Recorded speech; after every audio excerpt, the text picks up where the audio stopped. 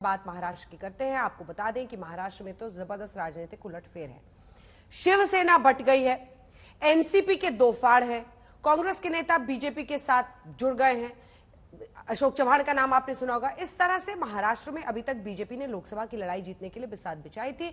अब इंडिया गठबंधन वाले कह रहे हैं महाराष्ट्र में वो भी एकजुट है, वो भी पूरी ताकत के साथ मैदान में उतरने जा रहे हैं। जहां तक सीट शेयरिंग की बात है तो इंडिया गठबंधन में वो भी फाइनल हो चुका है। 27 या 28 फरवरी को सीटों के बंटवारे का ऐलान हो जाएगा। और अब आपको महाराष्ट्र में इंडिया गठबंधन से जुड़ी एक बड़ी खबर बताते हैं। इंडिया गठबंधन पर संजय राउत का बयान है, नीतीश के जाने से गठबंधन पर कोई फर्क नहीं पड़ेगा। महाराष्ट्र, यूपी, बिहार में गठबंधन जीतेगा। राहुल गांधी और उद्धव ठाकरे में आज बात हुई। हमारे ने इंडिया गठबंधन नहीं है।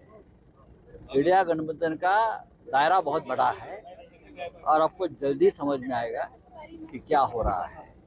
आज सुबह ही राहुल गांधी जी और उद्धव जी की चर्चा हो गई है इस बारे में और जल्दी महाराष्ट्र का सीट शेयरिंग पूरा हो जाएगा।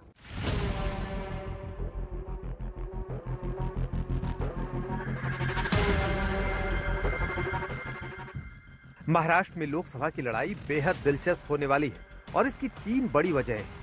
पहली वजह, एकनाथ शिंदे ने जिस तरह से उद्धव की शिवसेना के 2 फाड़ किए और बीजेपी के साथ जुड़ गए। दूसरी वजह, शरद पवार के भतीजे अजीत पवार ने भी एनसीपी के 2 टुकड़े कर दिए और शरद पवार की पार्टी के वर्चस्व पर ही सवाल खड़े हो गए। और तीसरी वजह, महाराष्ट्र में कांग्रेस के दिग्गज नेता अशोक चव्हाण पाला बदलकर बीजेपी के खेमे में चले गए। और अब लोकसभा का चुनाव इन्हीं 3 वजहों के इर्द गिर्द लड़ा जाएगा। एक तरफ उद्धव ठाकरे और एकनाथ शिंदे में तगड़ी जंग होगी, दूसरी तरफ शरद पवार गुट किसी भी कीमत पर भतीजे अजीत पवार की बगावत का बदला लेने की कोशिश करेंगे और तीसरी तरफ कांग्रेस भी एड़ी चोटी का जोर लगाएगी। आखिर महाराष्ट्र में बीजेपी को किस तरह से मात देनी है और अशोक चव्हाण को सबक सिखाना है।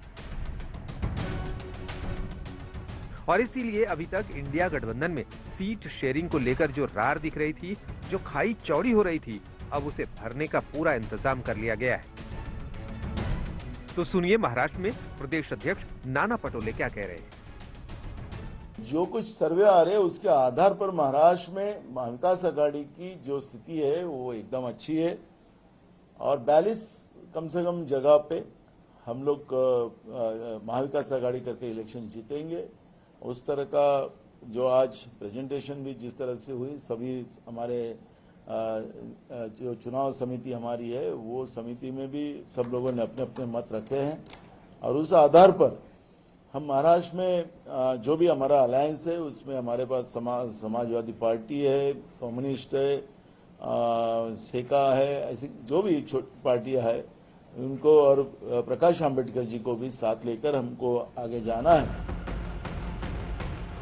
सूत्रों की माने तो महाविकास आघाड़ी के साथ साथ इंडिया गठबंधन के बाकी दलों के बीच भी सीट शेयरिंग का फॉर्मूला तैयार हो गया है और 27 या 28 फरवरी को इसका ऐलान कर दिया जाएगा।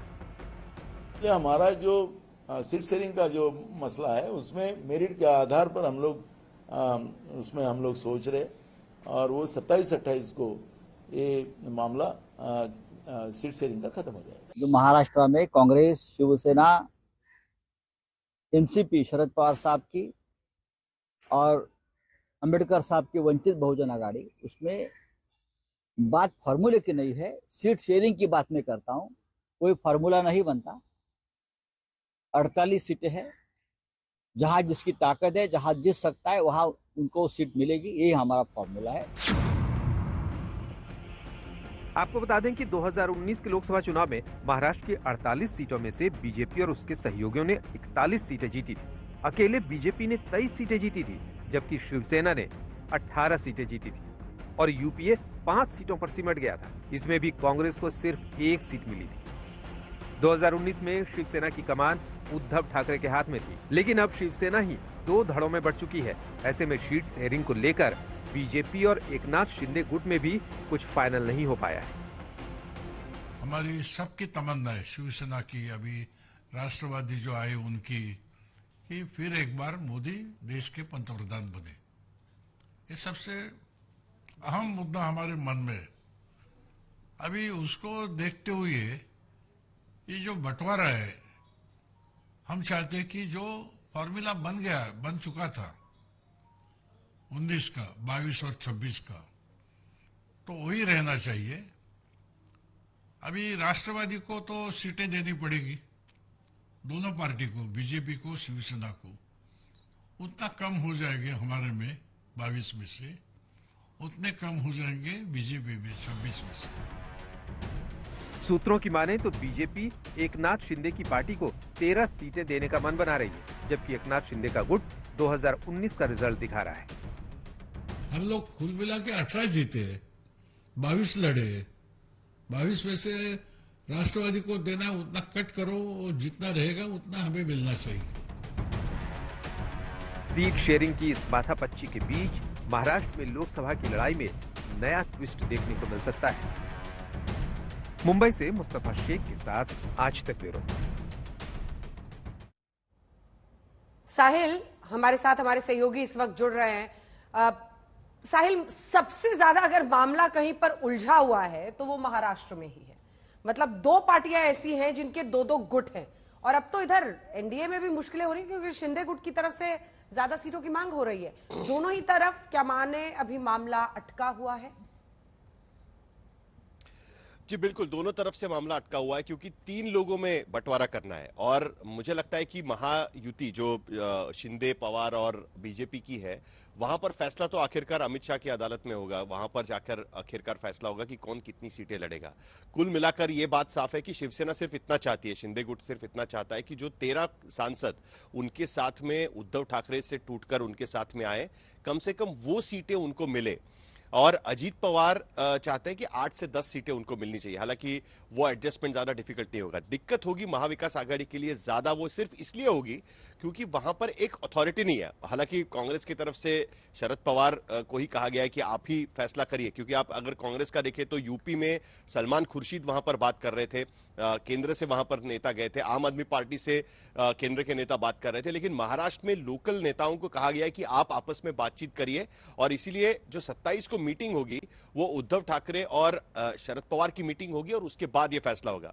और उसके साथ साथ महाविकास आघाड़ी में चौथा पार्टनर यानी प्रकाश आंबेडकर को जोड़ने की बात चल रही है, जो एक एंगल है, क्योंकि सिर्फ 3 पार्टियों में नहीं तो 3-4 सीटें उनको प्रकाश आंबेडकर को भी शायद छोड़नी पड़ सकती है। क्या वो मानेंगे, ये भी बात सबसे बड़ी अहम रहेगी।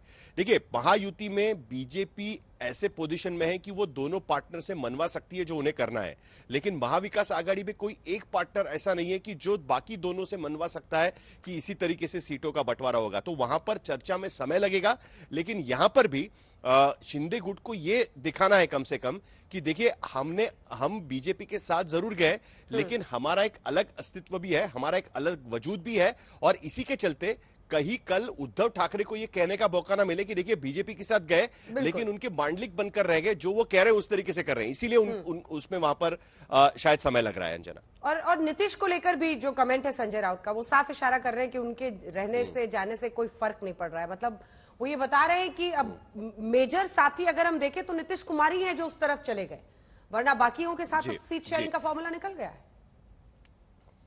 देखिए, यूपी सबसे बड़ी टेढ़ी खीर थी, और खास करके आम आदमी पार्टी के साथ सीट शेयरिंग करना, क्योंकि पंजाब में वो मुश्किल था, लेकिन बाकी जगह पे दिल्ली जैसे शहर में अगर कांग्रेस और आम आदमी पार्टी साथ में आई है तो एक बहुत बड़ी उपलब्धि है कांग्रेस के हिसाब से। लेकिन सबसे बड़ा उनके लिए उपलब्धि होगी अगर महाराष्ट्र में बिना किसी झिझक के आखिरकार ये सीट शेयरिंग हो जाए, क्योंकि यहां पर उनके पास एक मौका है कि एनडीए की सीटें कम करने का। हमारे बोर्ड ऑफ द नेशन में भी यही एक तरीके से फॉर्मूला दिखाया गया है कि 45% वोट महाविकास आघाड़ी अभी भी यहां पर जीत सकती है अगर वो सीट शेयरिंग का फॉर्मूला ठीक से तय करे। तो इसके लिए ये मौका हाथ से जाने नहीं देना, ये सिर्फ और सिर्फ महाविकास आघाड़ी के नेताओं के हाथ में है, और इसीलिए ये जद्दोजहद जो है वो उसी की वजह से चल रही है। बहुत धन्यवाद आपका हमारे साथ जुड़ने के लिए।